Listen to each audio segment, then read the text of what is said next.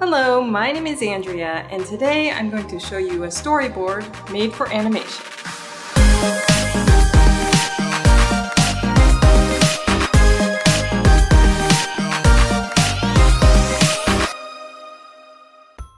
Today I decided that I wanted to show you around a video that I did about a year ago. I thought it would be cool to give you a bit of a tour behind the scenes and, show you my files. So let's go back to the beginning. It all started with a word, power. It was the theme for Loop de Loop and I wanted to participate. So after pondering for a bit, the idea I came up with was to have a little light bulb guy, and he's going to be all sad because he doesn't have any power. He's unplugged. So what I'm going to have him do is plug himself in, and then he'll dance around and stuff and accidentally unplug himself. And then the whole thing restarts. The thing with Loop de Loop is it has to loop, check, and the theme is power, check. So that's my idea, in the bag. In order to board it, I wanted to have one major element squared away first. Music. I needed something royalties free, with a sort of sad, slow beginning, and then have it ramp up when he plugs himself in, and then dance music when he's plugged in and dancing around. And all of a sudden, when he gets unplugged, it should stop, and that's where it would loop. So what I ended up finding was this.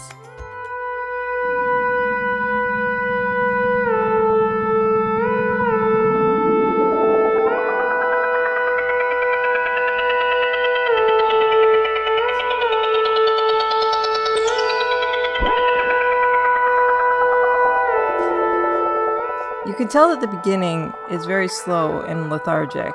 It's definitely what I wanted. The problem is, this is over 3 minutes long, and I'm not making mine 3 minutes long. So let me point out some interesting parts. So there's obviously that beginning part, and then there's this part here where it ramps up.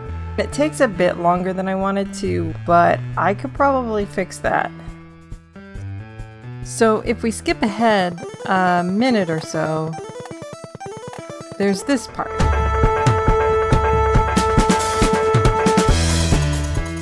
Those drums ramping up to the dancing music, that's what I need. I just need to cut out a bunch of stuff in the middle. Luckily, most music is pretty repetitive, so you can cut out parts and reassemble it. There's usually obvious melodies or chord progressions that repeat. So when you go to cut them out, you just have to find the point where it repeats and cut out there. Now, obviously this dancing part is way too long as well, but if we skip ahead again, there's this. And I should be able to finagle something together for the unplugging part at the end. After chopping up the music and reassembling it, I got it down from 3 minutes to 1 minute. So let's take a listen and try and imagine what's going to happen visually. Our light bulb guy starts out on the ground, sad, lying there, getting up, and then he's going to slowly walk towards the plug. Slowly he gets closer and closer until he arrives at the plug and reaches to pick it up. Then, with the energy he has, he goes to plug it in. And then suddenly he's got a bunch of energy to start dancing. And he dances. And there's a dancing montage. Look at all that dancing. It keeps going. Oh, maybe the moonwalk, I don't know. And then, oh, he unplugged himself. Crap. Now he's on the floor again. And then it restarts. Now that I have my music squared away, we can get started with the storyboard. Let's outline what happens in the story. It's good to think about the mood for acting. He's sad whenever he's unplugged, and he's happy whenever he's plugged in. That's pretty straightforward. And it's also important to note when the character is traveling. At the beginning, he's traveling to the plug, and at the end, he's traveling away from the plug. Now let's talk about staging. Staging is all about presentation. If the story was happening on a stage, what's the best placement for all the elements in order to present the story to the audience as best as possible? For this story, I'd put the character on one side, the cord for the plug in the middle, and the outlet on the other side.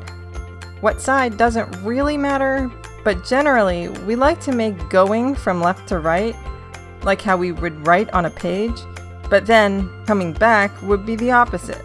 So I put the outlet stage left. He comes back to the outlet, plugs himself in, and then goes away again. And then it repeats. Now in animation, we aren't restricted to showing the story on a stage from one view. You can put the camera kind of wherever you want. But it's important to keep in mind this one view version of the story in your head, so you don't confuse the audience. It's good to remember that normal humans don't have the ability to teleport. So a camera cut is an unnatural experience. But you can make it feel more natural if you maintain your staging. Keep things on whatever side of the screen as they would be on that stage, no matter what angle. This makes it feel a lot less confusing. The audience will still have their bearings. It will feel like they took a reasonable step from their previous location. Now I can start picking my shots. I consider this whole part kind of the first section. This is the part that should be particularly sad, and in my re-edited music, this should take about 30 seconds. So while I go shot through shot, I'm going to be timing it to music, but it's hard to show that to you. So let's go through this part, and at the end, I'll show you how I timed it to music. So here we have shot 1. He's lying on the ground, sad, lethargic. I showed it in a top-down view. This way you could see his face very clearly. Also, it looks kind of cool. Shot 2. He starts getting up. This profile probably works best. Shot 3. Close-up of his face. Shot 4. Getting more up. I wanted to make this motion look like he had a hard time, so I added a bit of wobbling at the end. And I also reveal the plug. Reveals are an important part of the story. You need to sort of put a new thing on a platter and show it to the audience. And you can use a camera angle to your advantage. For this, I put the plug in the foreground so it's nice and big. We could even add one of those camera blur things where the focus starts on the little guy and then shifts to the plug in the foreground. You can also see that I've kept the plug camera left and the little light bulb guy camera right. Always maintaining that staging. On to shot 5. Walking close up, showing the start of the motion. I thought this legs view would be interesting. I can kind of show how slow he's walking. Then shot 6, it's the wide shot. This is the big picture. It also reveals the outlet, showing where the character's going. He's going to plug himself in. Shot 7 is close-up of his face. In shot 8, I return to that close-up of his legs walking, and I show him arriving at the plug. So that's the first part. Let's watch it with the music.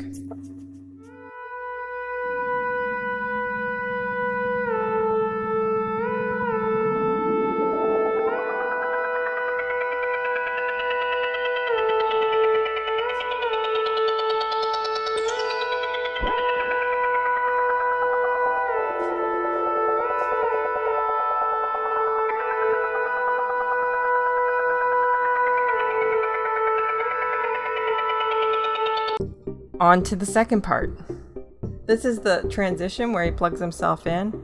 The music starts to ramp here, and there's some excitement building, and then there's the release when the dancing music starts. So he's arrived at the plug, and shot 9 shows him picking it up. I still have it angled slightly so that the little light guy is right of the plug. Shot 9 is a dolly. This is kind of unnecessary and would be considered a expensive shot. I have the camera rotating around the character and it reveals the outlet up close. A shot like this is expensive both because you have to do a slow rotation around the character, but also because the background has to pan a lot to show the rotation. I also have to think about what I'm going to do about the floor so it looks okay. Since I'm doing all the work, I decided to do it, even though it's going to be hard. And it will make for a cool reveal. On to shot 10. This is the light bulb guy point of view shot, and it shows the plug approaching the outlet. I thought this is a cool angle, showing the outlet clearly. Then shot 11 is a medium shot, showing him plugging himself in. This isn't as good of a shot to show the outlet, but it clearly shows the plug going into the socket, and additionally, it shows the guy lighting up as he's plugged in. This is a really important part in music because suddenly the beat drops. Shot 12, I return to that feet view. I show him doing a very purposeful step. This should be a lot faster than how we saw him move previously. Shot 13, I like to call this part dramatic pointing. It returns to that mid shot and he's starting to dance. And I have him ending on pointing up. And as he points up, the camera will pan upwards and transition to the next part. Now let's watch that part with the music.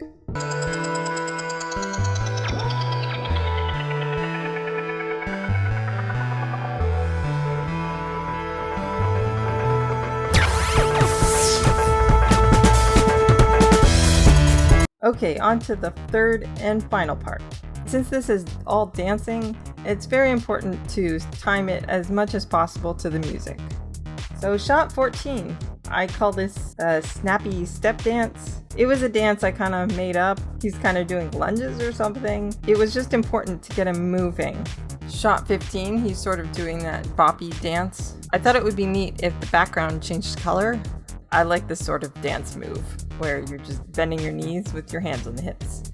It's a good one. Shot 16, I return back to that psychedelic background and he's doing the moonwalk now. Again, moving from stage left to stage right, getting further and further away from the plug. Shot 17, I return to that color changing background and now I have him just straight up running to get him even further away. And then we move to a close-up for shot 18, and just as he tries to do some kind of pirouette jump thing, he comes to the end of his cord, and his light turns off. Then I quickly cut to a shot of the plug up close, showing it unplugging, and return to the other shot as he lands on the ground. This shot, it was important to have him roll over just so we could hook up with the first shot, where he's lying on his back. So let's watch that part with the music.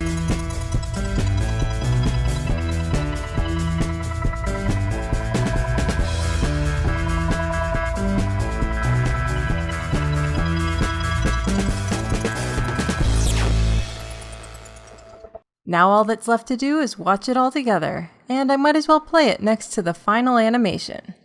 Here we go.